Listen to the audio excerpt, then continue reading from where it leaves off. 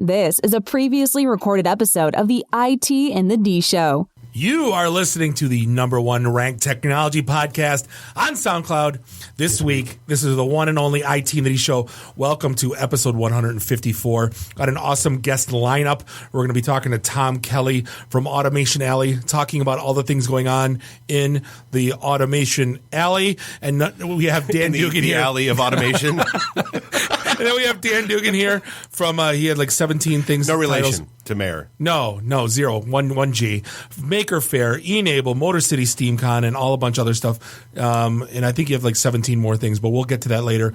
But we got some great events coming up. We got an awesome sponsor lineup, and we're going to be talking all things Pokemon Go. I can't wait. Dave, you may fire when ready. The following program is intended for mature audiences. This is Max Headroom. And what you're about to witness is one of the most sinister-sounding intros to a trailer to one of the greatest epics ever.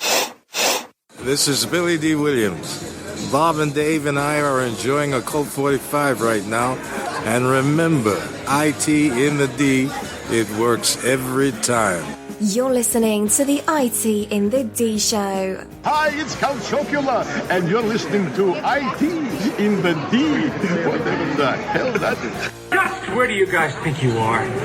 The Library of Congress? Detroit? Beyond the sun? Any of those right?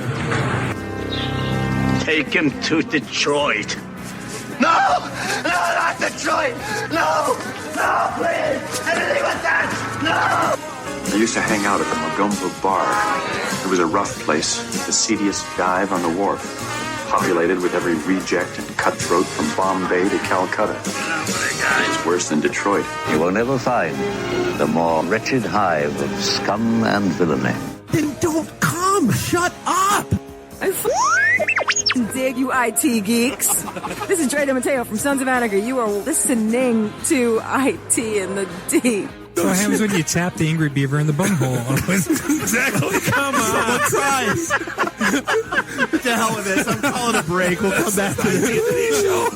Hi, this is Ralph Macchio, and you're listening to ITintheD Show. Wax on, you know what. Bob loves it in the can. What's up, everybody? This is Billy Zapka. Sweep the leg. Listening to ITintheD Show. No mercy. I may have to wipe the geek off. Hi, this is Martin Cove, John Kreese from the Karate Kid movie. And you're listening to ITintheD. Yes, Sensei! Are we at a break yet? Hi, I'm Ernie Hudson, and you're listening to ITintheD. All you nerds out there. Nerds! What is a nerd? I'm a nerd, and I'm pretty proud of it. This is Scott Steiner, Big Papa Pump. The ITintheD Show is your hookup. Holler if you hear me. You're in your underwear? I'm in my underwear. Hey, let's hang out. No, I'm sorry, honey. I have a headache. I definitely want to see Bob in his underwear. That's a fact. That's why I like it in the can. Which kind of scares the shit out of me. Shut up, Barry. Hello, everybody. This is Ming Chen from AMC's Comic Book Man. I'm a techie. I'm a nerd, fellow podcaster. My favorite podcast is ITintheD. I can't say no, and I don't really want to. Well, especially with the back doors open. It's just too big. It's way too big. We got screwed at the same time. Yeah. Really? Should we talk about this? Tag team it. Should I keep going or should I stop? We just lost our clean tag on iTunes. This is Robert Hayes, the tit striker to my mother. When I'm not hanging out at the Magumbo Bar, I'm listening to the ITintheD Show. It's worse than Detroit. Is there such thing as a meat hangover? I love my Monday meat steak. Hey, folks, this is WWE Hall of Famer Hacksaw Jim Duggan, and you're listening to the ITintheD Show. Tough guy. Ho! My name is Michael Zapsik from AMC's Comic Book Man. You're listening to ITintheD. Com. So, what would you little maniacs like to do first? The question isn't what are we going to do. The question is what aren't we going to do. Ludicrous speed! Sir, had you better buckle up? Buckle this! Ludicrous speed! Go!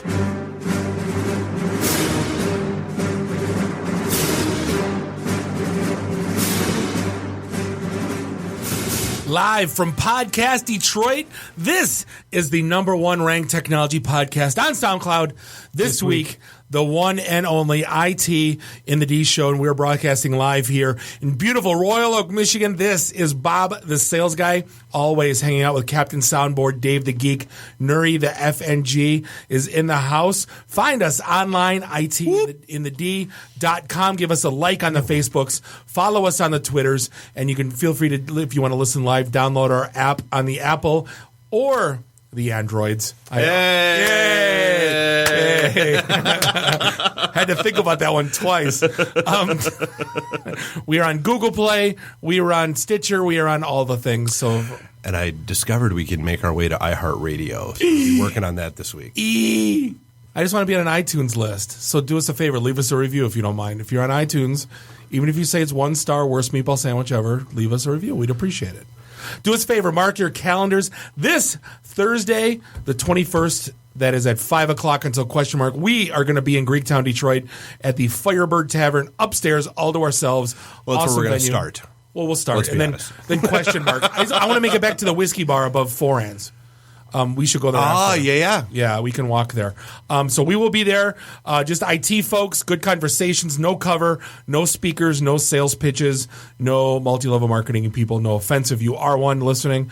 And then don't forget. No offense. All right, fine. Yeah, no. Fine, I'm just being polite. And then August the 4th, we are going to be at Activate Gaming for our second quarterly podcaster meetup. So if you like podcasting and properties of podcasting and want to talk, and sad but social, and if you want to talk about podcasting, that is the place to be. We're gonna have some beer from Falling Down, and we're gonna probably have some pizzas. And last one was awesome, and hope you guys can be there. I had a ton of people show up, and the best part was most of which we didn't know, which is what we're kind of hoping for. Yeah, absolutely. So hey, before we get rolling here, this segment of the show is brought to you by Earth Class Mail. Now, I had a great conversation with these guys this week because we've done a couple reads for them and had a couple conversations about them. Wasn't really quite sure I was getting it, so now I get it. So here's the deal. Earth Class Mail moves your snail mail to the cloud, giving you instant access 24/7, integrates with the tools and services you use every day. So it's kind of crazy that we moved everything we do for business over to the digital world, still need to pick up, sort, and manage physical mail. With Earth Class Mail, you can get all your mail scanned and accessible online 24/7. You can search your mail, send invoices over to your accounting software, sync important documents into cloud storage, deposit checks, and really just make running your business a whole lot easier. Now, here's who I learned is a phenomenal target demographic for them, and I've got my attorney signing up for this. Lawyers. Why? Because lawyers get giant stacks of paper in the mail that they have to scan and do stuff with anyway. So let this little third-party company, Earth Class Mail, receive that mail, scan that mail, and they're HIPAA compliant, so no worries about your court documents and sensitivity. Ta-da! It basically saves you from having an administrative assistant, right? Several of them, quite possibly. That's why he's excited. So yeah. So you also get a real professional address to share publicly with customers, business partners, and investors. They are currently working on getting addresses set up here in the Metro Detroit area. But let's say you're a startup, someone like our buddy over at Original Sticks, that might want to talk to Silicon Valley investors. Wouldn't it be nice to have a business card with, say, a San Francisco mailing address on it that they could send stuff for to? 20th of the price. Exactly. Yeah, well, he's like, yeah, do you want to pay $20,000 a square foot or, $50 a month? There's your delta. So you'll never need to worry about somebody showing up at your front door if you run a business from home. Now, I have now checked out Earth Class Mail, and Nuri, for what it's worth, got a nice little free account set up for us that I think I'm going to throw your way and let you do your thing because you do the most in that world that it makes the most sense for. I think it's a brilliant solution that's perfect for businesses and independent entrepreneurs of all types. So here's what you do. You visit earthclassmail.com. You get your first month of service free when you sign up using promo code, not coupon, certainly not coupon, but promo code.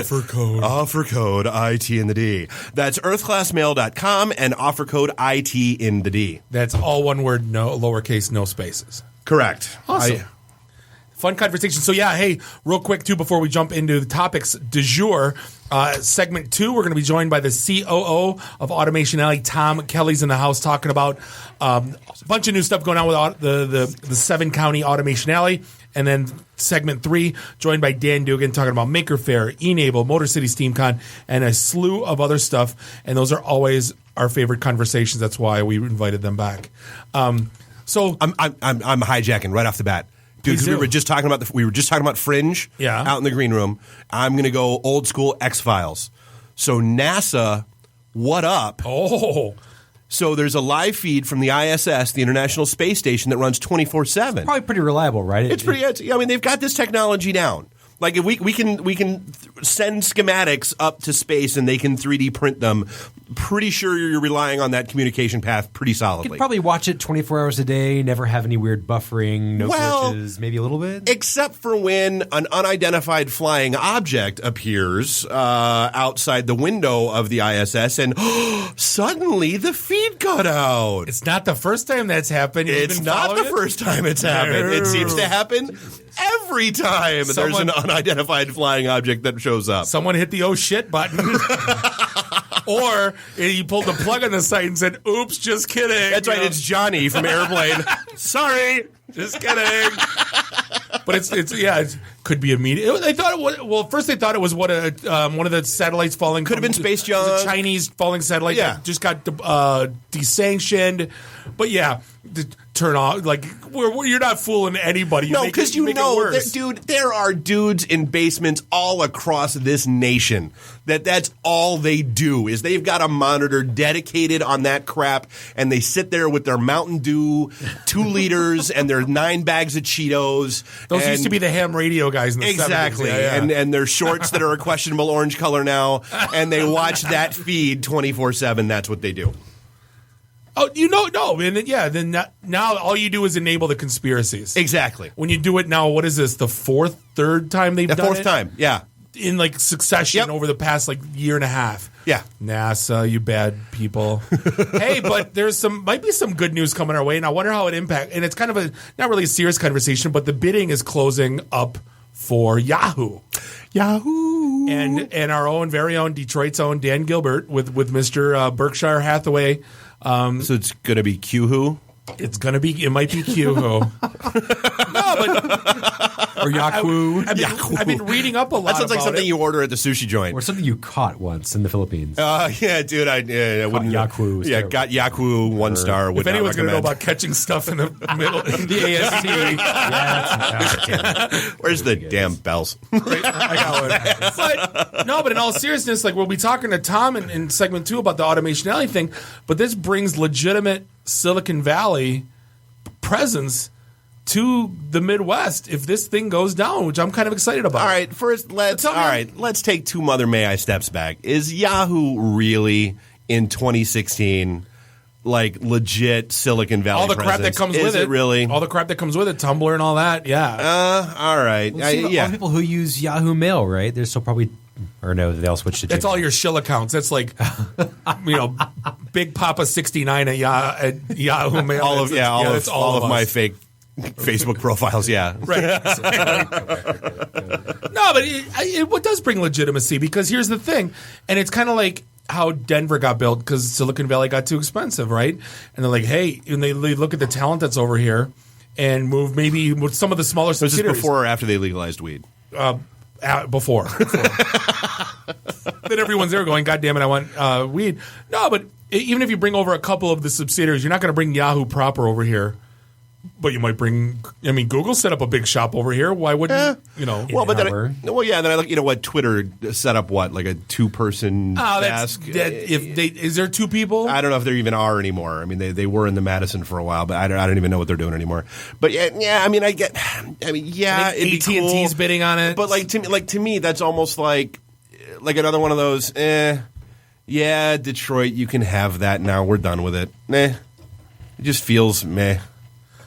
I don't know. You got Google setting up 250 people doing the self-driving automobile stuff. Yeah, I mean, there's some cool stuff happening around. It really is. Oh, absolutely. And I did see my first Circle K, so I'm like, cool stuff happening at the Circle K. No, strange things afoot. Strange things afoot. Sorry. Things afoot at the Circle K.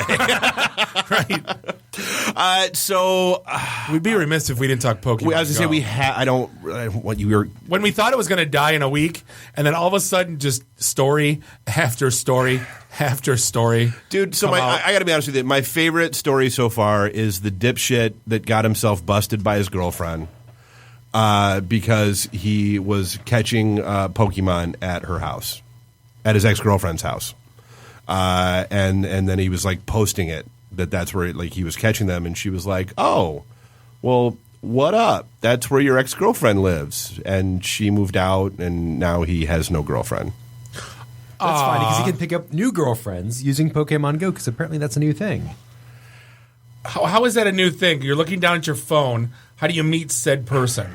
There have been all kinds of tweets and things about people. Like, the first child that will be born because of a Pokemon Go hookup has already been conceived. Yeah, there's all kinds of stuff out there. Seriously. She wanted to see my Squirtle, I'm telling you. She wanted to see yours or you wanted to see hers? There's actually a new... Yeah, I just wanted to get a Pikachu. See, it's funny, Daniel sent... So Daniel sent me a Girl, thing. you playing Pokemon? It's like, girl, you playing Pokemon Go? Because I want to get a Pikachu. That's not on Twitter in 3 seconds, Randy, you're fired.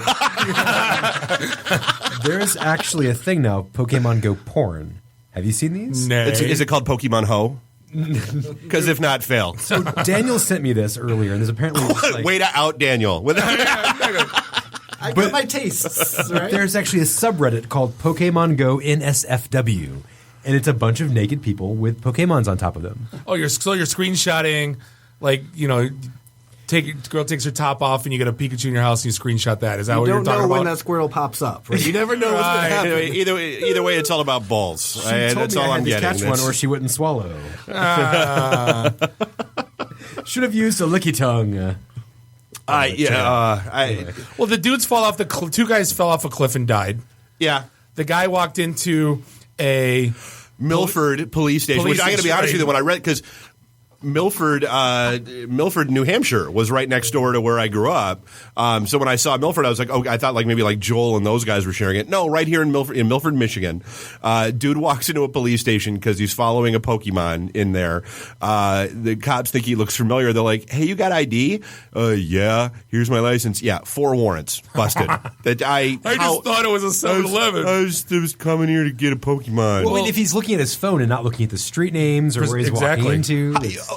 I'm pretty sure when you walk into a police station, you know you're walking into a police station. When you have 4 warrants, you absolutely know WTF a police station is. The Hustler Club. But he's going to take a chance because the Pikachu is in there, Yeah, exactly. Well, so the Hustler Club did their grown-up Pokemon night thing Friday night, which, of course, I was like, yeah, insert, hey, what did you catch jokes here. Hep C. I caught Hep C is what I got. You get the penicillin if you go to the gym and work, you get the penicillin. Right. No, but here's the thing that's crazy about this, and here's where it's going to take a turn for the worse because marketing folks are going to get a hold of it. It is doing wonders for local businesses. For small and local businesses, small coffee shops, anywhere that you can set up. I don't even know what's the thing called where you can set up a lure. Thank you. I lost my train. If you set up a lure, like coffee shops are saying they're like doubling in business, and you have to pay for it. It's like pay to play. They're like, I don't even know. But laughably, there are now. I don't know if you saw the rest. Like there was follow up to that article where businesses that are doing this are now putting up signs that say Pokemon are for paying customers only. What? Like it used to be just restrooms, no public bathroom. Right now, it's no public Pokemon, no shirt, no shoes, no dice. Now no Pokemon too. Yeah, there was a story of a pizzeria that said that they set up a lure and basically that they spent $1.19 an hour. Was all yep, and there were hundreds of people coming in and like, oh crap! Well, I'm here. How about a slice and a give me a slice and a drink? Yeah, right, so $5 a piece, hundreds of people. Sounds like good marketing to me. Oh yeah, no, it worked out phenomenally. That's what Randy, and now Randy just tweets out, and Ian's been bugging me on to set up a Pokestop here, and I'm like, no, I don't want people, like, our parking lot's small already. We got 7 cars in the lot. Well, I don't want random people stopping by we here. Can't. Yeah, well, exactly. I just don't want them. And it's bad. Like Randy stopped by and. I mean, he brought beers. I mean, that was all right. Stickers, right? Yeah. He's allowed. Yeah. But there are still issues with it. I mean, apparently it's using an older version of maps that are out there, like 30 or 40 years old in some cases. And so there's a guy who bought an old church and like 20 years ago and turned it into a house, and they've Pokemon decided that was a gym. And he's like, so literally 24 hours a day, there are just assholes outside my house, and they're hopping over my fence, and they're trying to because if you on certain, it looks like a church. It's not, but it's not. It's the dude's house. Oh, yesterday at 10 o'clock, knock on the door. Girl that's never hung out with Gretchen before says, "Can I borrow Gretchen's bike? Because I want to go catch Pokemon." But she doesn't invite my kid. She just takes her bike. And I'm like, there's so much wrong with it. See, I was waiting for a little girl comes to the door and goes, "Mister, can I get in your backyard? Because it says there's a Pikachu there." And you slammed the door in her face and ran back and caught it. No. if I found out there was, I held it. Damn right would have. I was out in Ann Arbor Saturday night, and there were just people everywhere. And I'm like, why are there so many people out in Ann Arbor? What's going on? Is there something special? No, just groups of people. Is this Ash Bash? Roaming around, playing Pokemon at Oh, did you midnight. hear about was it St. Clair Shores? People got tickets because they were in the park at like 3 a.m. They got $400 misdemeanor trespassing tickets. Sign says no trespassing. Yeah. It doesn't say no trespassing unless Pokemon hunting. Right. It doesn't. Yeah, no. And then there were Facebook posts that I must have seen that ticket like 18 times in my feed over the weekend because friends were sharing it. I'm like, I was going like all liar. Stop breaking the law. Right. So I guess we're going to have to stop having our business meetings at McDonald's and using their free Wi-Fi. Well, apparently only if you want to watch porn. Right, because that's so usually when I get my Egg McMuffin the in free the morning. The free Wi-Fi is they've now set up a filter. You can and I didn't even know this was a thing, but yes, you can now no longer watch porn on McDonald's And then free they announced Wi-Fi. it, which makes it like, wait, it must have been a problem? Like, wait, what? Oh, the stories, they're like, people would like, I'm like, yeah, they were talking about people that would like hang out there and then like disappear into the bathroom. And I'm like, really? Like, have you ever gone to McDonald's? I'm spanking it. The only place that I've ever seen. I gotta Get stop that intro one. next week, please. Like, typically McDonald's is like, hey guys, let's have a business meeting at McDonald's. But like, middle America though, that's like where like the 75-year-old guys go and they play cards. Like, there's dozens. They're full. It's like that's the place to be. But it's like, hey guys, let's fire up Pornhub and like, do you ever like they got some grandma porn? I'm like, no, what the hell's going on? Like, when did that ever become? Heard they got them their new Pokemon porn. I can see it now. You're sitting there eating an Egg McMuffin in the morning. You hear, oh shit, yes. Like, no, don't watch that. Exactly. Would you stop? That's just Bob eating his sausage muffin. That was good. Oh yeah, there's just Bob on there going on right there into my mouth. Yes, but no, like, don't you have to like?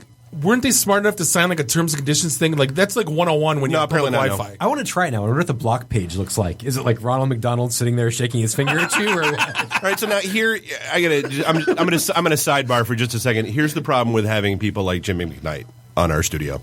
I just got a notification from Skype that whoever the dude is that plays Zordon is apparently David something or other is online from Power Rangers. Yeah, he just came online. That's thanks, Jimmy. Thanks for making me aware that if you ever want to be entertained, take Jimmy to a bar and have him explain the 6 Power Rangers coins, dude. So we did his live broadcast on Saturday, and then we went to Gabriel's next door.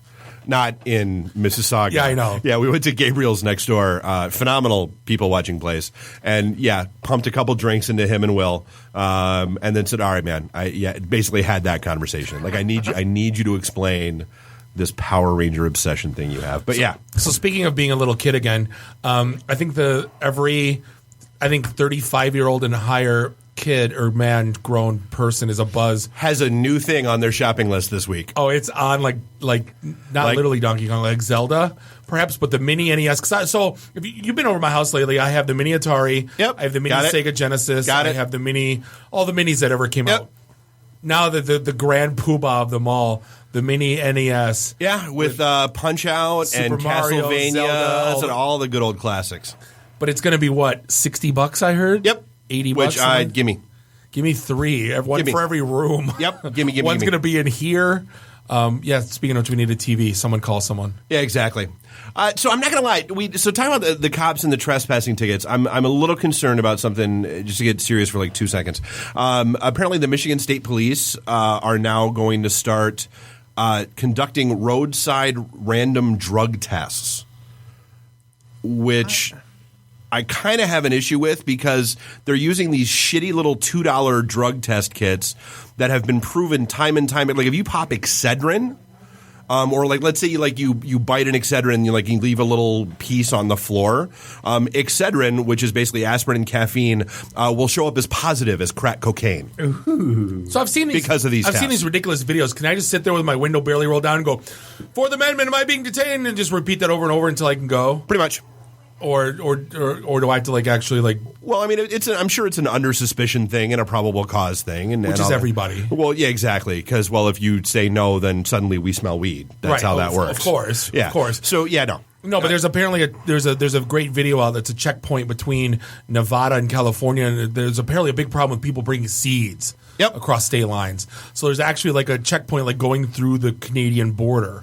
Like it's legit. That actually happened to a buddy of mine in D.C. He literally got busted and almost damn near went to jail for like 5 years because they found a seed in his car. A seed. Like he didn't even smoke. Did they shake his carpets out or what? How did they?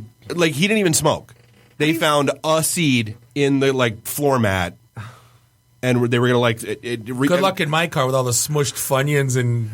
Yeah, you couldn't identify drugs in your car. You're like you are the counter surveillance agent is what you are. You are your security through obfuscation. So yours is cigarette boxes and mine is fast and food vitamin bags. water bottles. And don't pretend your car is clean, mister. Not even close. No, but it's kind of like speaking of government. Like I guess it's malware is okay as long as it's the government using it. No, it's not malware. If the FBI does it, it's good. Yeah. It's perfectly okay if the FBI does it. For good uses. Exactly. The ends justify the means. Just trust us. We're with the government. We're here to help. The thing that bothered me the most was the legal brief said, quote, a reasonable person or society would not interpret the actions taken by a law enforcement officer pursuant to a court order to be malicious. Oh, yes. no. Yes, I would. As a matter of fact. These days? Yes, I would too. Yeah. Yeah, too. I got Kevin Mitnick following me on Twitter. Let me go ahead and drop him a DM with that statement and see how he feels. Well, speaking of something completely different, did you guys hear about the ladies who went tubing? I was just going to hit that. It's kind of my favorites. In Muskegon, of all places. Once again, here in Michigan. So these ladies had never been tubing before. But all right. You got to cut her a break, right? Because they'd never been tubing before. Okay, yes. But then they believed someone who told them the river ran in a circle. Wait, hold on. Like at Disney World where the river, Lazy River at Kalahari. Yes. Someone told, because I don't know if you caught that part of this setup. This whole situation started because someone told them, no, go ahead and park your car and just hop in your tubes and go. The river runs in a circle. You'll wind up right back here. So, 6 a.m, they're screaming for help, and apparently they were, a quarter mile down the river. That was like... No, they were 4 miles. No, they were, yeah. Oh, I could have sworn I read it was a quarter mile. No. What the hell? They were all scratched up, hugging a tree for dear life and crying. They posted pictures on Facebooks of, Facebooks. Wow, it's like I just... On the Facebooks? On the Androids. And the Twitters and the Google Tubes. Hanging out with us too much. Are you smoking the pot? Yes. But all scratched up and all bruised and crazy and bug-bitten. I kind of felt sad for him, but really, if you believe anyone who says that the river goes in a circle, runs in a circle. Any other river anywhere in the world. Well, don't you learn that when you're 12? All rivers float in the ocean. Someone parks their truck here where we end, and then we take this person's truck where we start, and then... Yeah. I don't even know how they get that one or gone. you pay the bus service or things like that. Exactly. Right. There's a thing. There's a guide and the tour bus. And yeah. Good talk, Russ. Exactly. Good talk, Dad. And they will never go tubing again. Which I can't say that I blame them. Fiat is catching a little bit of flack and pushback because of a program they announced this past week. They basically announced you find a bug in their code in their cars and they'll pay you $25,000. Yeah, why are they catching flack? I read about that. Because people are like, really? $25,000? Game companies pay people 10 to 15. This is a car. You don't want to be a little bit more secure and more and maybe shell out a little more money because if Fiat is paying $25,000 to find bugs, what's Skippy McHaxalot paying? What are the Russians paying for the flaws in that source code? Hey, that's a good idea. Maybe we can put stuff up on the dark web and have Russian people do it for they'll do it for $300 and then we can get rent a coder $5. Yeah. Then we can get $25,000 from Fiat. We could. And then lather, rinse, repeat. Exactly. Dude, this is brilliant. We don't have to work anymore. Let's do it. Step 4. Shit, we just gave that idea to 300,000 people. Step 4, profit. Exactly. But hey, we're gonna step 2. We're gonna come up against a quick break. We're gonna be back with Tom Kelly, the COO of Automation Alley, talking about all things in the Automation Alley. This is the IT in the D show, and we'll be right back. We're listening to the IT in the D show, the #1 technology podcast on SoundCloud this week. IT in the D. Read, meet, listen. Networking Detroit, one beer at a time. Hey, this is John Snyder from Nip Tuck Smallville, the haves and the have-nots. Oh, Dr. Quinn, Hot in Cleveland, Secret Life of the American Teenager, and just about everything you can possibly imagine. And oh yeah, the Dukes of Hazzard. You're listening to Bob and Dave. It's the IT in the D show.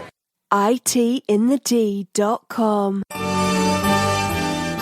This is a previously recorded episode of the IT in the D show.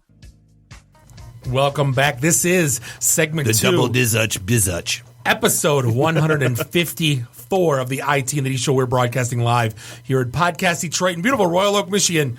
It's Bob, the sales guy, hanging out with Dave, the Geek Nerdy, the FNG. Find us online, ITintheD.com. Lots of great stuff to read. The Learn tab is packed. We still got the Career Academy going. We're launching that soon. It's going to be fun. Well, once that's Flint and Grand Rapids, apparently. MEDC is going full board into the ITintheD Career Academy. That should be fun.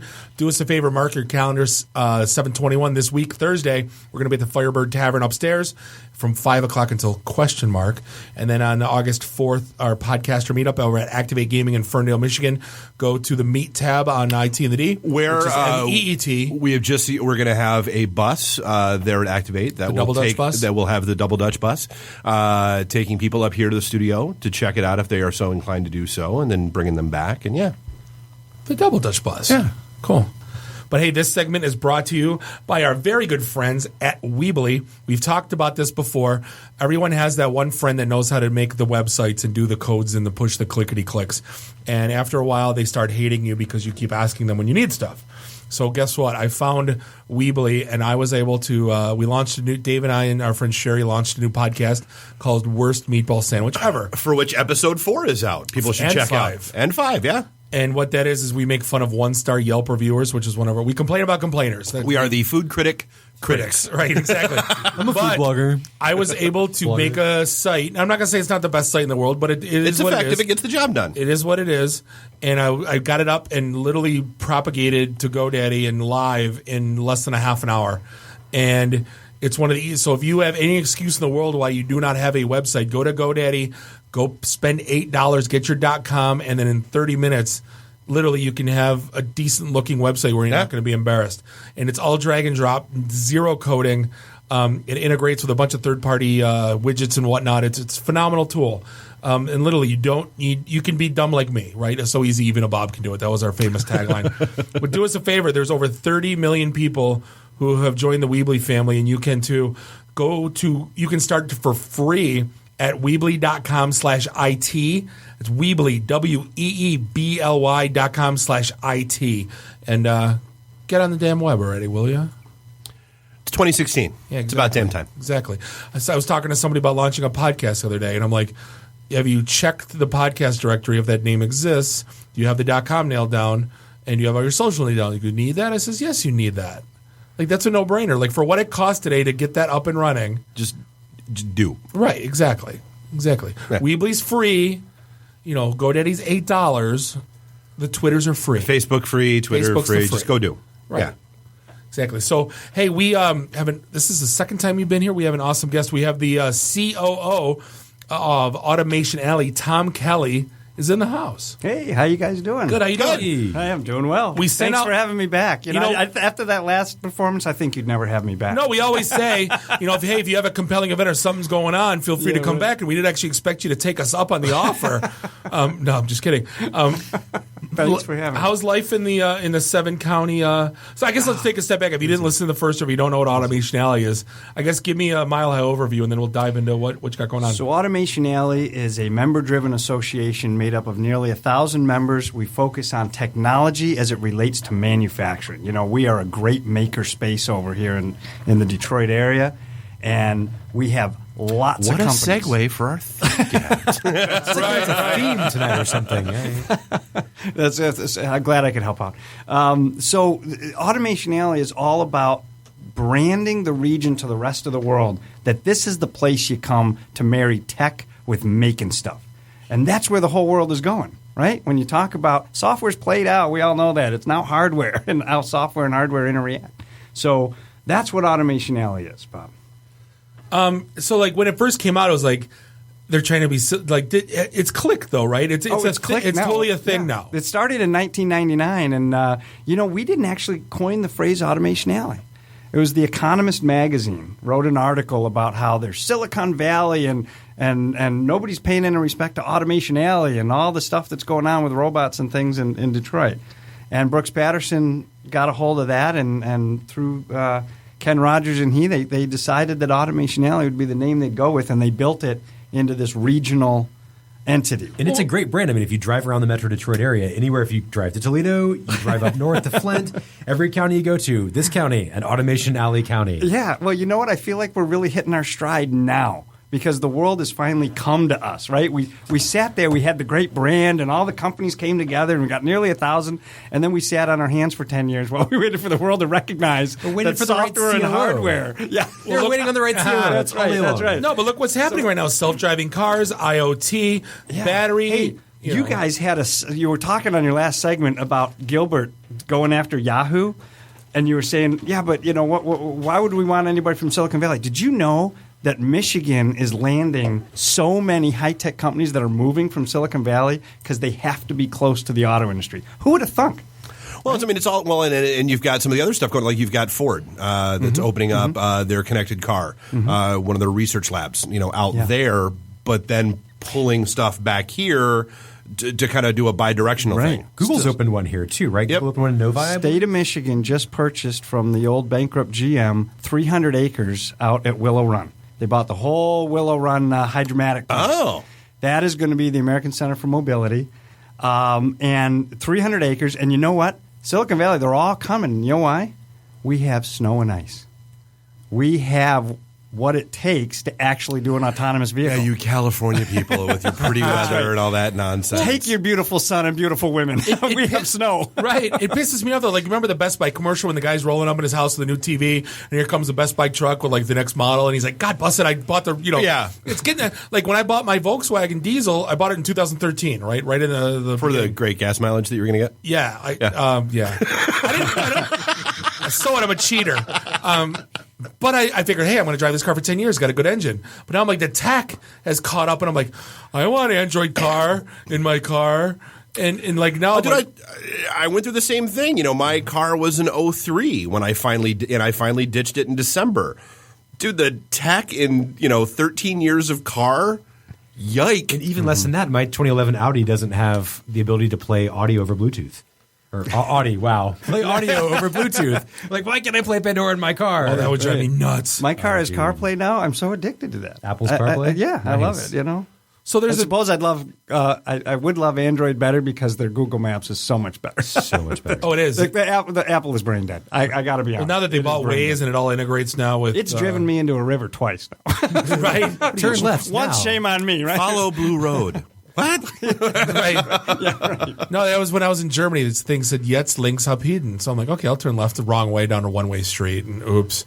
Gun it, and hopefully you don't Not my fault, officer. Yeah, that's right. Stupid American. My phone told me to. The buzzword getting floated around, and I've heard a couple times from the Automation Alley folks, is Industry 4.0. And again, we always mock marketing, and we think it's just some, like, what's the cloud? But I mean, it's actually a thing. So I guess walk me through what in the heck Industry 4.0 is. It is a thing. It was coined by the German government of all things. So it's, we'll have to be careful what the ulterior motive is here. But Industry 4.0 stands for the fourth industrial revolution. First was steam. Second was Henry Ford and electricity. And the third was computers and the lame robotics attempt we made back in the 80s. And the fourth now is the marriage of the physical with the digital. Imagine, slapping some goggles on and being able to see 100% of your factory and model it digitally and virtually and make all the changes you need to make.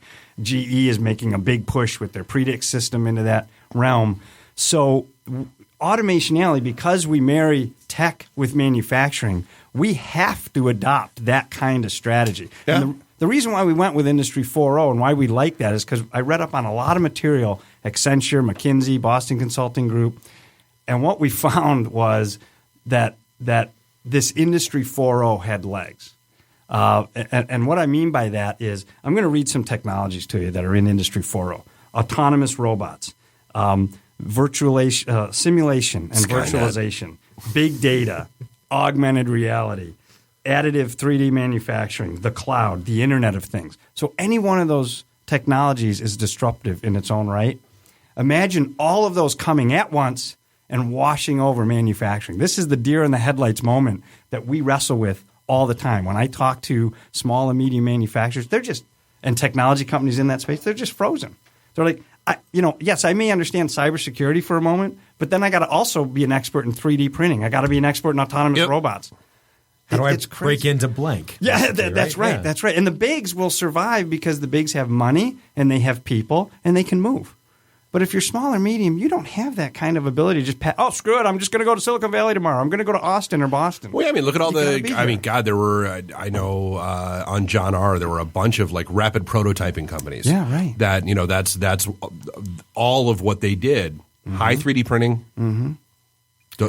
High 3D printing, right? And all of a sudden you say, well, what do I do? Well, the beauty is those rapid prototypers, if they can figure out how do I play with that new technology, there's a great world for them. It's wide open. And you can actually compete because the world is going in manufacturing. It's going from mass production to mass customization. Mm-hmm. You see that coming.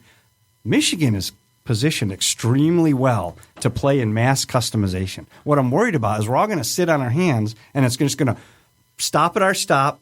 Doors are going to close. It's going to keep moving. We're going to say, "What happened? We should have gotten on the bus. It was here." Wait, the last thing you want to do is be Sony with portable music. They owned portable music in the 80s and 90s, refused to acknowledge or even see that MP3 was coming. But buy our Discman. Or even worse, like Kodak with digital cameras, right? They had scientists who actually developed digital cameras, but they're like, no one ever wants this. Right.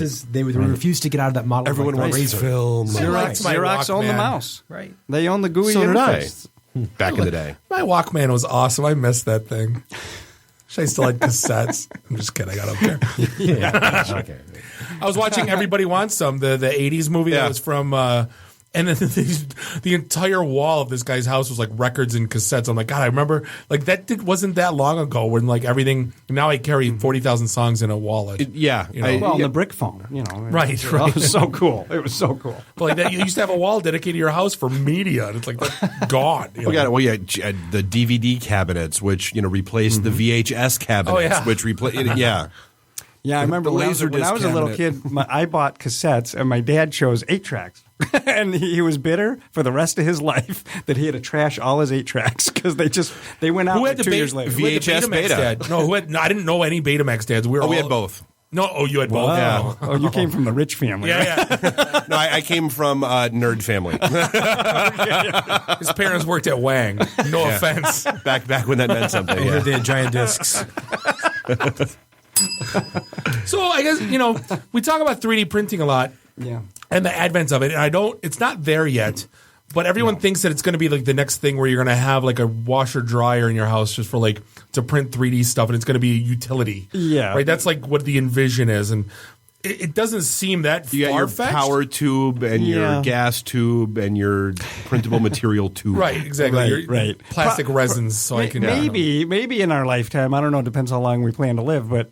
That's something that who knows what's going to happen there. But 3D printing is absolutely a reality in manufacturing. We see it every day where they're printing in metals now. They're printing, of course, in all the plastics. They're printing in dissimilar materials. We saw a house done in 24 hours. Yeah, right. It's like so, and I got new building going on in my community. We watched them 3D print a car. Yeah. Right. At the auto show. You wouldn't download a car, would you? No, but like that. Yes. They're building in my neighborhood. That house took 7 months for crying out loud. Right. It's like I 3D print. But think of all the technology you got to understand to 3D print. And then you're like, oh, and by the way, I got to know how to protect it with cybersecurity. Oh, I got to know how it works with big data and get the data from all the sensors that got to be 3D printed. Oh, and I got to figure out how to virtually model this. And it's like that's all connected with the IoT. Yeah, that's right. Yes. That's right. And you think this is overwhelming. So so Automation Alley is all about getting these technologies spun up so that they're understandable by the small and medium guys. That's our whole mission. Is not GM and Ford and Chrysler. They'll get it. They're partners of ours. They're worried that their supply chain is so so just deer in the headlights that they're missing it. And Well, GM's and that- told us that. They said our suppliers are missing it. It They can't can't happen with one of that. GM's suppliers. Yeah, exactly. How many auto suppliers in this town do you think still run AS400s with a 10 meg Ethernet from a hub? All of them. You think all of them? Yeah. That's the problem.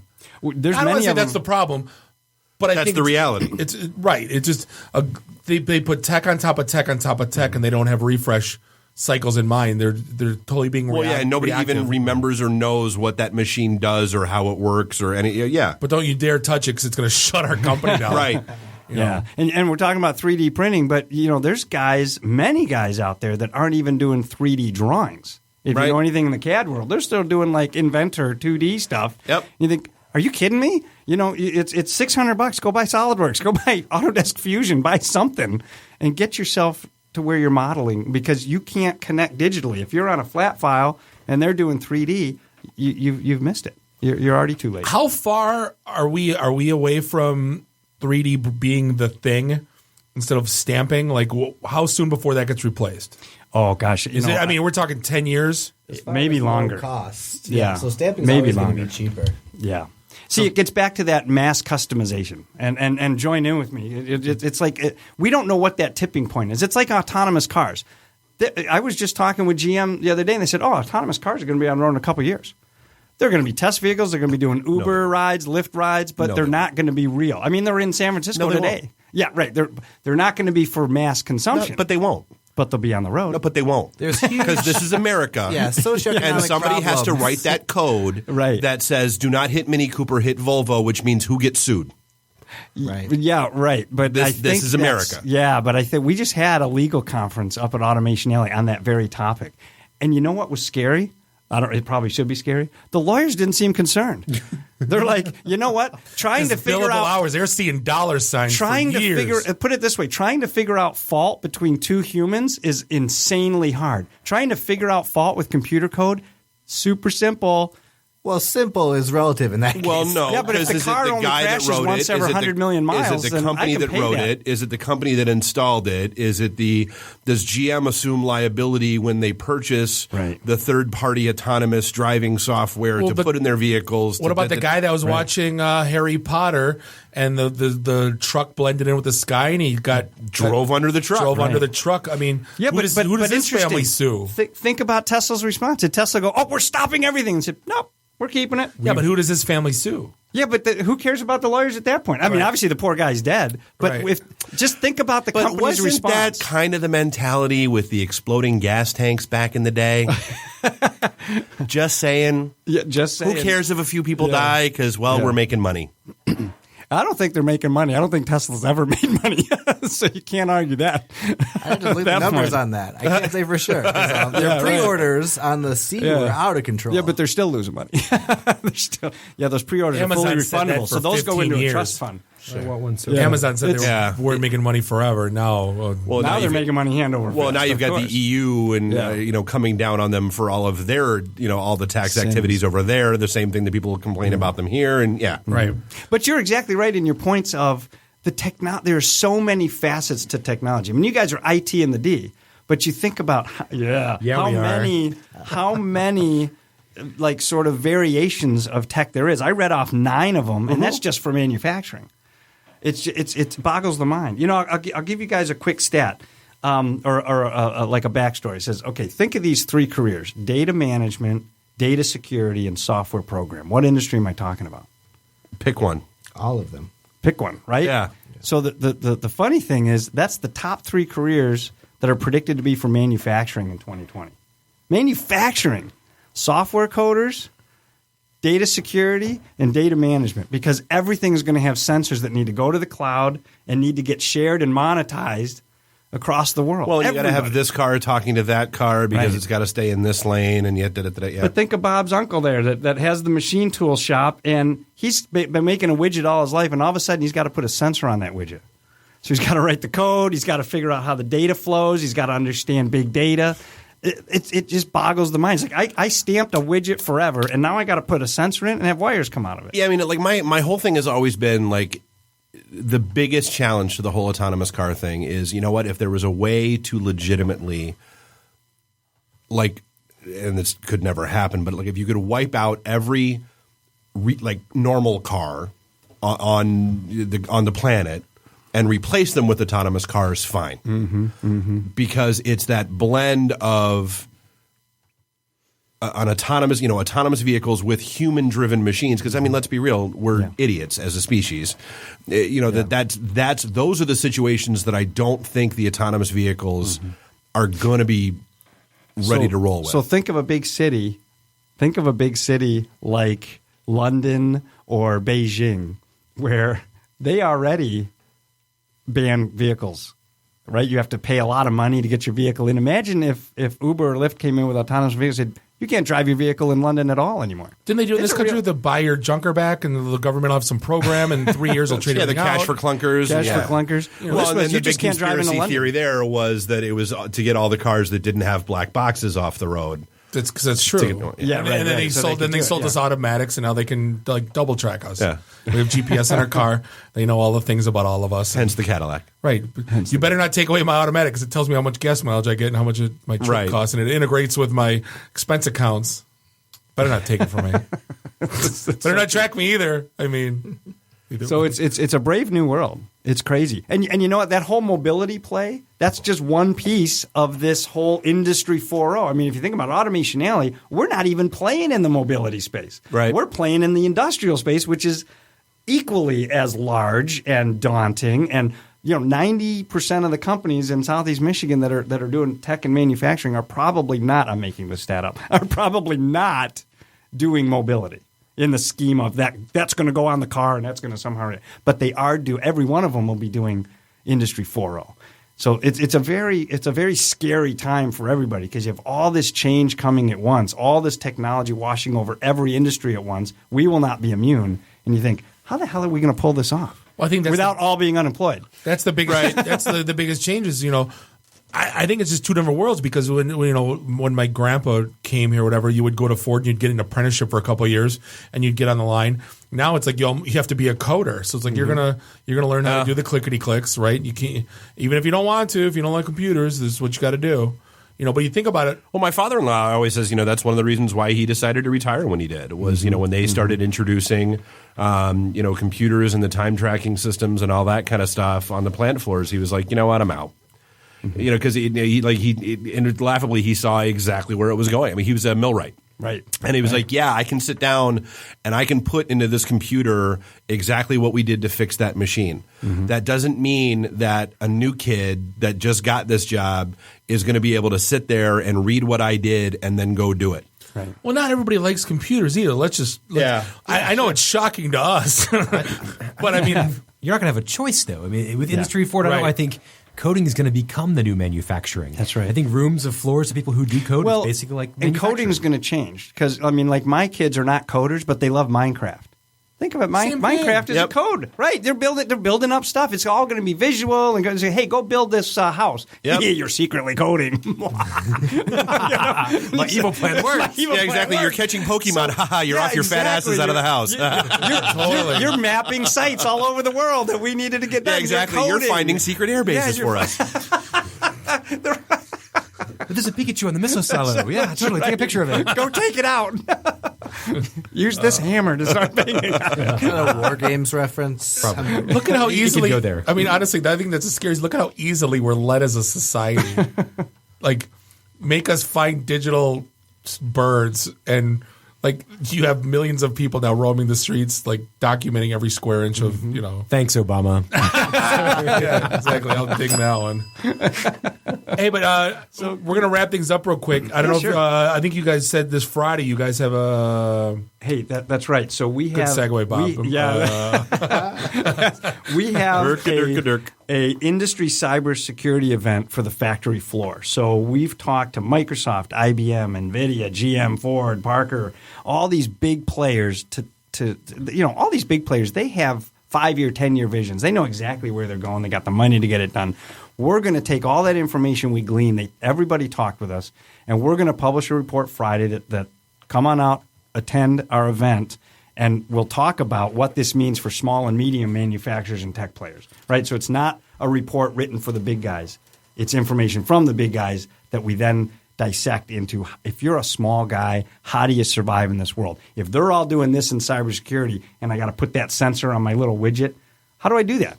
What's the first step I can take to figure out how I can get that done? And that's what we're doing Friday. Should be a fun event. So, who should go? If you're in tech related to manufacturing, or if you are a small or medium manufacturer making something, you really got to attend. Security guys too, or no? Security guys too. We'd love to have them. Okay. Absolutely. And it's automationalley.com. All the information's there. We'll post it too on our Twitter and Awesome. our event page, and we got our event Thursday. We'll definitely bring it up to some folks. Great. Thanks. Yeah, that'd be perfect. Tom Kelly, COO, Automation Alley. Awesome conversation. Find them online, automationalley.com, just the way it sounds. We're gonna Automobile? We're going to be back. Let's try to enunciate. We're going to be back with Dan Dugan talking all the things. This is the IT and the D Show, and we'll be right back. You're listening to the IT and the D Show, the #1 technology podcast on SoundCloud this week. IT and the D. Read, meet, listen. Networking Detroit. One beer at a time. Hi, I'm Brittany Daniel from The Game, and you're listening to IT and the D Show. ITintheD.com. This is a previously recorded episode of the IT and the D Show. Welcome back, segment 3. Apparently, we were pointed out on that we're not the #1 ranked technology podcast on SoundCloud this week. USA Today beat us out, but we have the next 4. Boo. So middle finger to you, USA Today. This is the IT and the D Show. We're at episode 154. This is Bob, the sales guy, hanging out with Dave the Geek, Nuri the FNG. Find us online, ITintheD.com. Shout out to Randy and Ian filling up the Twitters. Give us a follow and like us on the Facebooks. And then leave us a review on iTunes if you know it's good for you. Are we stuck at 60 still? I don't know. I haven't looked in a week. I'm trying not to. I don't want to look every day because one time it's like, we got like 5, I know every day we get It's a one. surprise. It's kind of like coming home and seeing an Amazon package on your doorstep. Exactly. Oh, my God. Exactly. We said a couple times, hey, mark your calendars. The 21st of July, Firebird Tavern upstairs. August 4th, meetup, podcaster meetup. Go to the Meet tab on ITintheD.com. That's MEET. We're not at MEAT yet. We're working on it. And then find out all the things, and then we'll go from there. We're going to hop in the Wayback Machine for a second. I remember at one of my first companies designing our company intranet.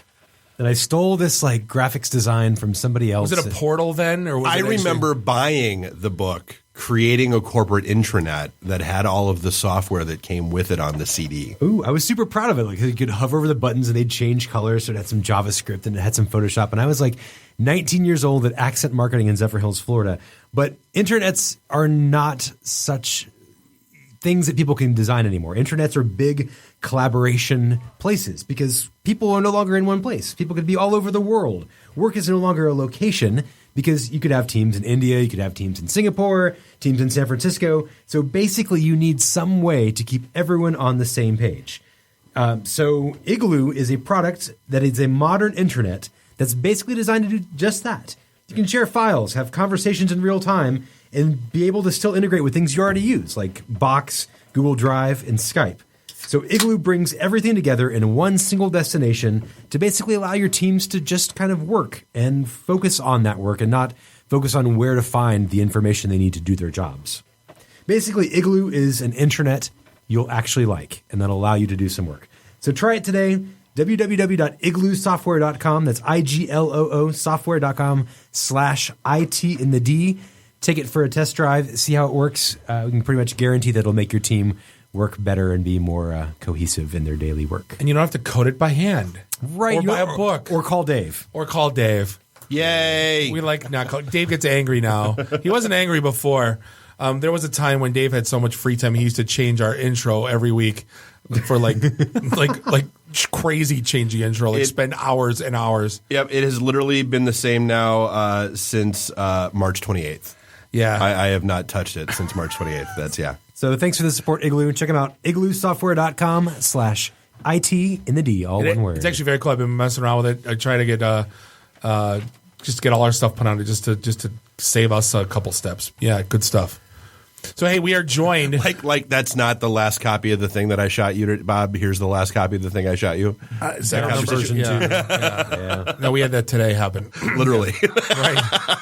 No, You don't remember this one? Hey, we are joined by none other than Dan Dugan from e-Nable, Maker Faire, Motor City SteamCon. You have 17 business cards, and we're proud to have you in the studio. Dan, what's going on? Thanks. It's good to be back. Good. So it's been a good year. Has it been a year? It's been a year. It's been a year, almost to the day.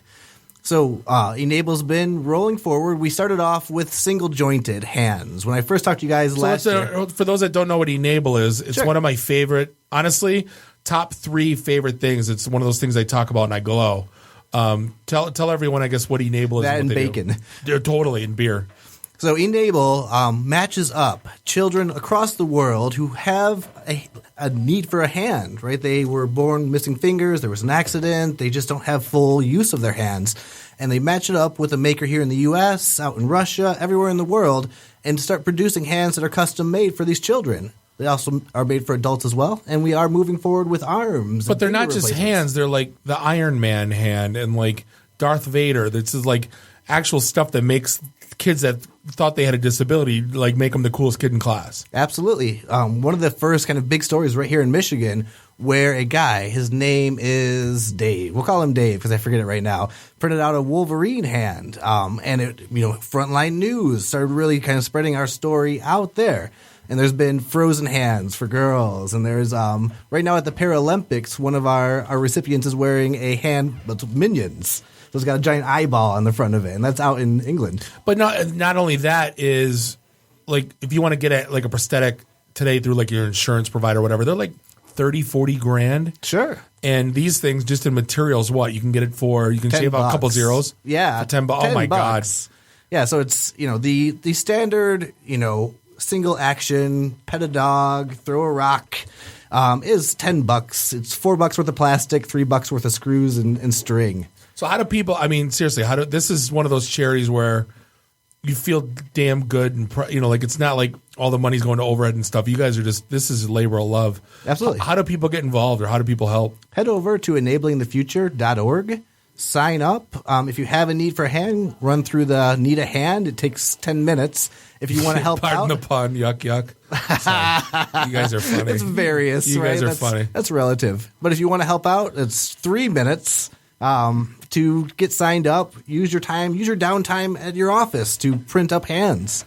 Can you pick, like, I want, like, Luke Skywalker hand? Can you have Terminator hand? I want that. You put in a request, and then you work with the maker. You get matched up to any old guy. Okay. Any old guy like me. And they're like, I'll ask about the recipient. I'll be like, hey, what are they into? What are they looking for? And you can generate a variety of files. There's a whole world out there that are 3D models. Black trench coat opening up the Terminator hand. Yes. I mean, that's like, I want to go to chop my. No, I'm just kidding. I'm not going to chop my hand. But you know what I'm saying? Like, that's like pretty freaking. You're not the first person that said that to me. Well, I can imagine there's people implanting RFID tags the last time. Like, I could imagine what they'd go through. But enablingthefuture.org. Enablingthefuture.org. Awesome. So, I mean, are you guys doing it at i3? Where are you guys making these? So I've made them at i3, and i3 has been a great collaborator. Okay. All Hands Active has been from the start. I met Nuri a year and a half ago over at All Hands Active when we were first printing hands for PenguinCon. Nice. That's how this whole crazy thing started. It was that we heard of Scott and I found this charity. We're like, oh my God, this is great. And then, oh wait, there's a local guy too that does this. There's actually a bunch here in Michigan. This guy out in Grand Rapids that runs a shop where he repairs people's hands. Yeah, that's Dave, quote unquote Dave. And there's another guy, Joe Rabideau, up in Lansing. He's got a place called the Mini Maker that is available.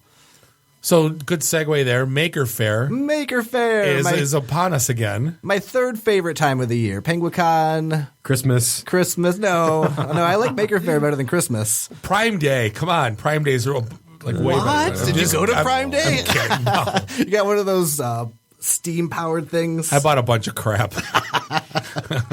Yeah, so Maker Faire is upon us. It is next, so not this week, but next week. There is an amazing lineup this year. So everything I talked about last year, I hope you all remember, is there. Right, the Aerialist, EP Birds will be doing their Diet Coke and Mentos fountain. No, I mean, for those that never been to a Maker Faire, what can you expect? So it's a Saturday and Sunday affair. And you'll show up and your mind will be blown in the first 5 minutes. It'll continuously be blown with, robotics and embedded controllers. You'll be making things. You'll be kind of setting up LED lights. You'll see a guy on a unicycle that's 20 feet tall jump through a hoop of fire. There's amazing things to see there.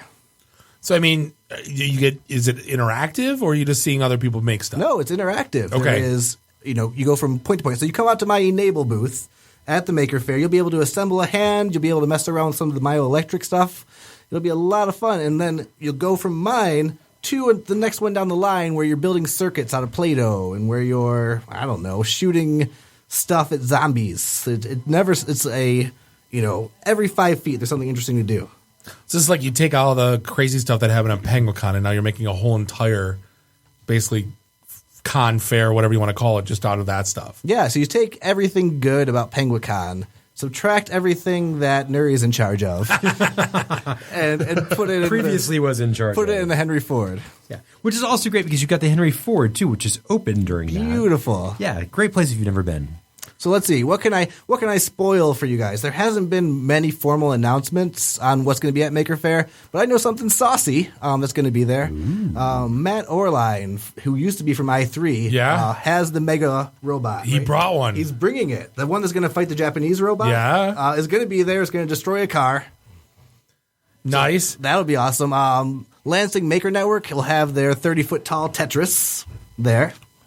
What is 30-foot tall Tetris? It is a giant board that you play Tetris against someone else. Oh, it's digital. Okay. Nice. And that'll be there. Let's see what else I got. I have the full list here. i3 does amazing work year after year. Last year they did battleships, like real-time battleship, with actual boats. Okay. Yeah, so they'll be there. I want to go there just to see Orline's Megabot. He's looking for, if you guys have a junker, you can get in touch with him and he'll maybe let you drive it if he can destroy your junker. Yeah, no. You don't see many anymore. We talk about this all the time. Like junkers? Yeah. I've got a 99 Sebring convertible that runs 1 day out of 6. Yeah, that's a POS. Yeah. Yeah, so lots of stuff to buy there too. Friends of mine, Pepperella Studios, will be doing their wares there, and they're amazing. Makes most of her stuff at i3 Detroit, actually. She does. Yeah, speaking of Henry Ford, I've been trying to get Innovation Nation, that Mo Rocca host. Mo Rocca? Yeah. You want to get him here? I might have sent them 8 emails. That's the only one I'm dying to get on the show, and they're like, they won't return my anything. I've said hi to him. Oh, yeah? I can get you to say hi. That'd be great. Like, Bob says hi, Mo. Yeah, instead of coming on the show, but just a show ID. Who? We'll take it. Yeah, right? Another good group that's going to be out there is Pish Posh TV. They are building a makerspace. So, like, another i3 or? Something similar. Okay, so fair enough. Good to see what they're up to. Sure. I know they're good friends of yours. One last amazing thing before I go. See Me CNC last year had a 40-foot tall 3D printer where they're printing out life-size models. So if you want to see that in action, Wait, like Elle McPherson models or what kind of models? There was a small child fishing on a stump was what they did last year. But they'll do something else. Oh, like real dolls? Or well, the texture of plastic is rough and gritty, so there might be some. I don't know. It depends on what you're into, Bob. No. And then I guess So how do you find is it Maker Faire with an E? Well, let me it's tell Maker you Faire what Detroit. it'll cost. Okay, fair. So yes, it is at the Henry Ford in Dearborn. One day I think is $27 for 11 and over. Probably about 15 for 11 and under, up to 2, and that's free. All weekend is short of 50, 47, give or take. And these days that's a bargain compared to what you're paying for tickets for anything. Your return on investment there. You've got a kid that's playing Pokemon Go. Take him out there and have him play Pokemon Go there, and actually see something more interesting, and then put the phone away. There's also that really great after party that i3 Detroit throws, right? That's I don't want a bunch of yahoos. How many people do you have listening to this show? 2 or 3. All right, so 100,000. There is the best. Well, and if we're going to go full disclosure, the password best event is Dan sent me. is Friday night when everyone gets set up. That's really the best time to go, and I'd recommend next year when you guys have interesting stuff to bring to Maker Faire, bring it, and then go to that event because that's the jam. But then on Saturday, i3 does put on a shindig, and it's often a delight. I need to email Charlie. We need to have Charlie, the president of i3 Detroit. I don't on the see show. why not. I talked to him about it. I think you should. We had Orline on a couple times back in the day.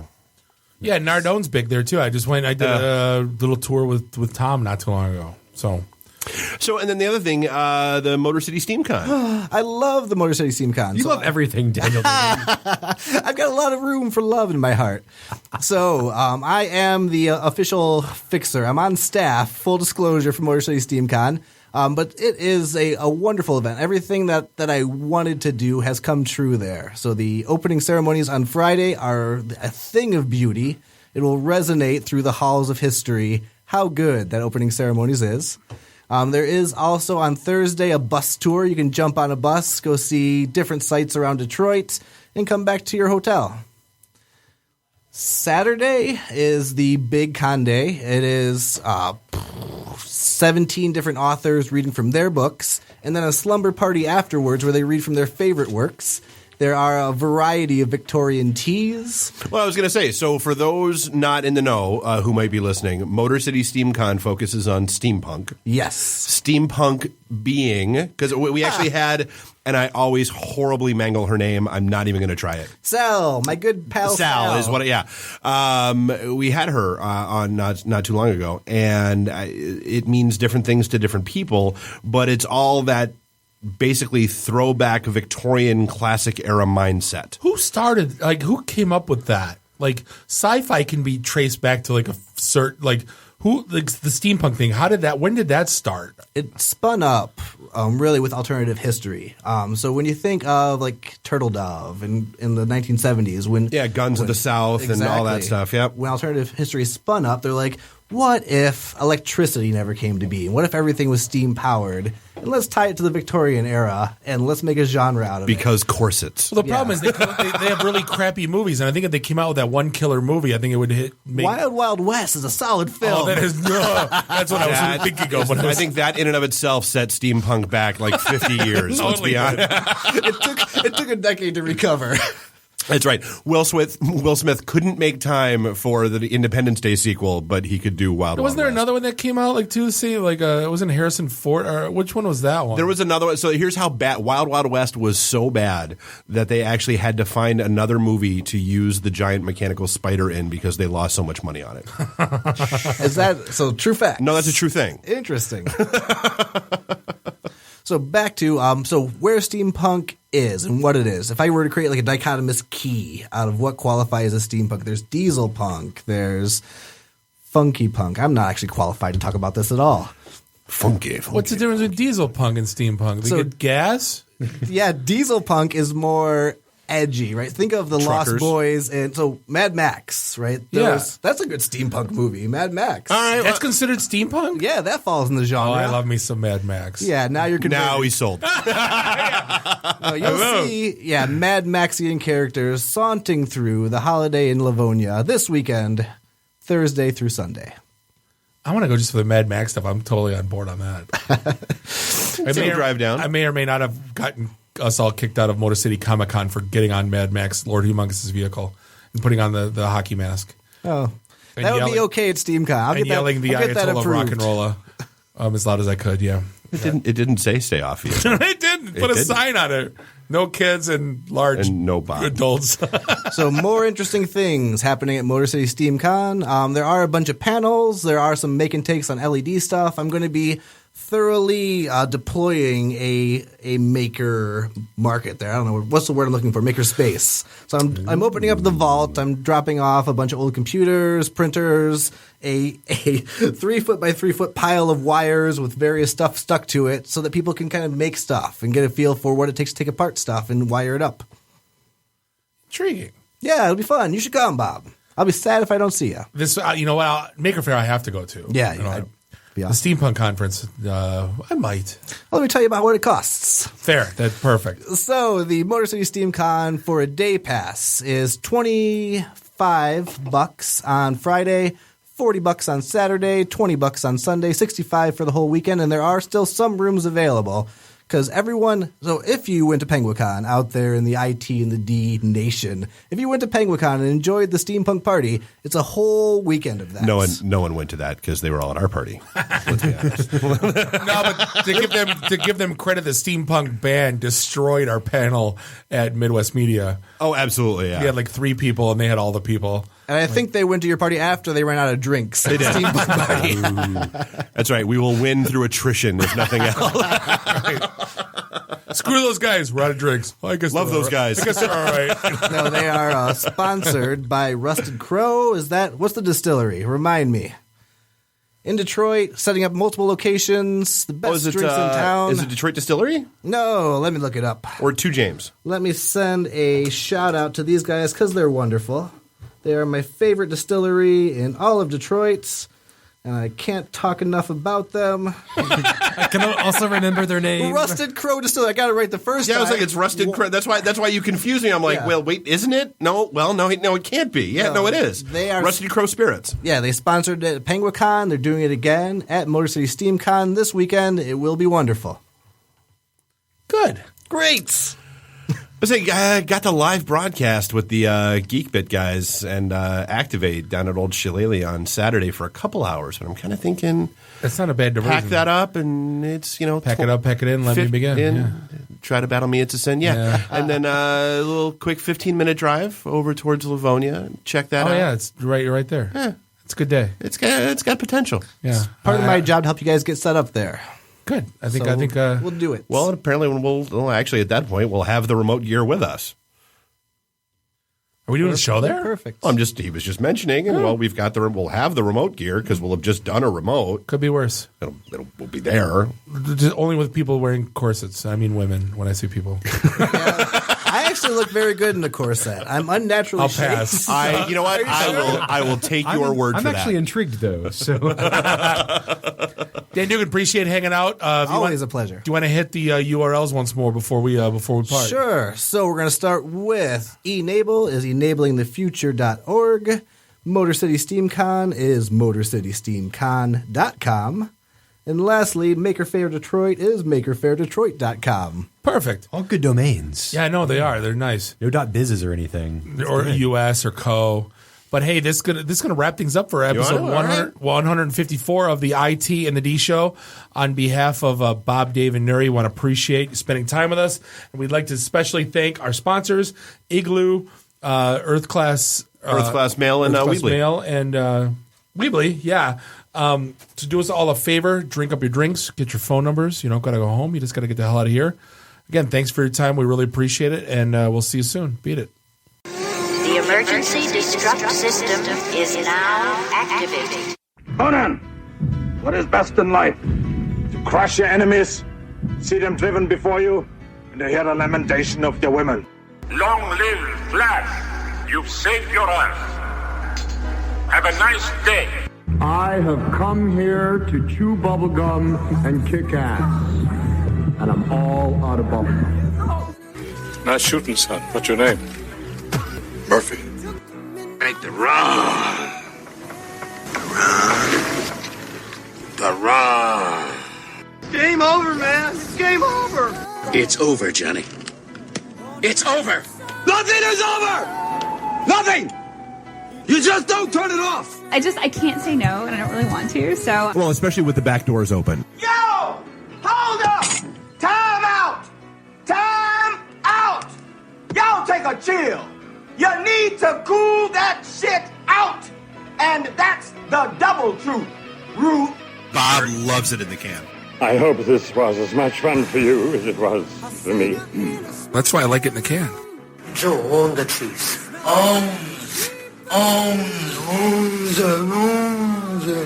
Fear me. My job is to make sure this program is morally upright and cultural and wholesome. Shut up, Mimsy!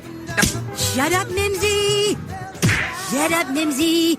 Why would Buick put their cars next to the Bentleys? Why? That's not marketing. The alphabet. It's brilliant. Yeah, I can't take that position. That analogy sucks because it's right. because you're getting your 8-track tuned up. Are we at a break yet?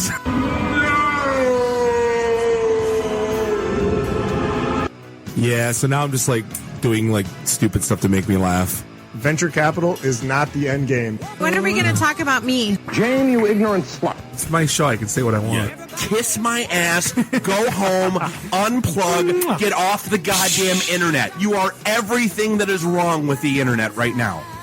You're so white right now. I'm the whitest guy in the room. Just explain it to me. I love this city. I was banging on the wang. Really? Should we talk about this? Tag team it. Should I keep going or should I stop? Can I just say, it's been great being on a show that talks about Mickey Rooney dying for 20 seconds and then poop for 10 minutes.